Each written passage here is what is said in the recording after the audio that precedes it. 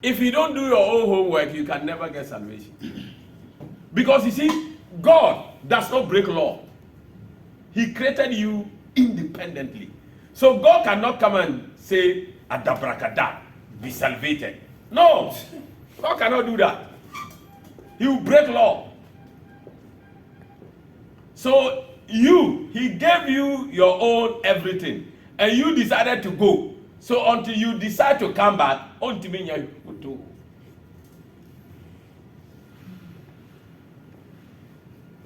that's how it is. That is why Jesus said, behold, I stand at the door and knock. If any man listen and open, then I can come. God cannot force you.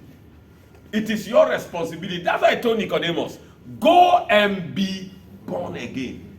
Why didn't Jesus say, Adabrakada, I've born you again. You have become saved. I am God. No, he can't do that. You break law. He has to do things according to law. So you left, so you might decide to come back. You decided and you left, so you have to decide and come. That is why he said the kingdom is like the prodigal son. What about the prodigal son? He decided that, Father, I want to go and live on my own. I want to be independent, so give me my share. And the father said, okay, you are right. You see, that's God. That's God. When Adam said, no, I want to touch the tree, God said, okay, you can do what you want.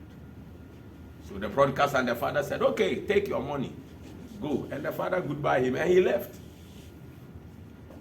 But the father still loves him as his son. So he always wish that his son will come back. So Bible says that every evening he goes to look on the way, because if he's coming back, he will start the journey in the morning. So by evening, he'll be arriving. And Bible said he went several times, he didn't see his son until one day. And Bible told you the son where he was, the Bible said he came to himself. That means he realized that, no, why am I suffering here? But that's my father's house. Servants even live better. Let me go back there. Even if I'm a servant, it's better. He came to himself. That is why the father could not send his servant to go and bring him. And the father knew he was suffering. And then he came back. And he said, Father, I've sinned against you, I've sinned against you. He said, no. My son who was lost is alive. No, my son who was lost is found. My son who was dead is alive.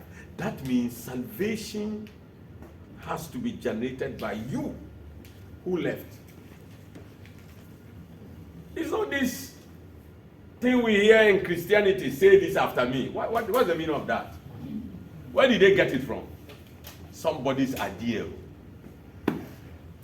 Somebody's idea, not God's idea. It's all scriptural. Can't find it in the Bible. I challenge all these theologians. They should show us where it's written in the Bible that tells somebody to say this after me. I was once a sinner. Can you imagine? It doesn't work. So it is true, you have to work things back to gain yourself. Nobody can do anything for anybody.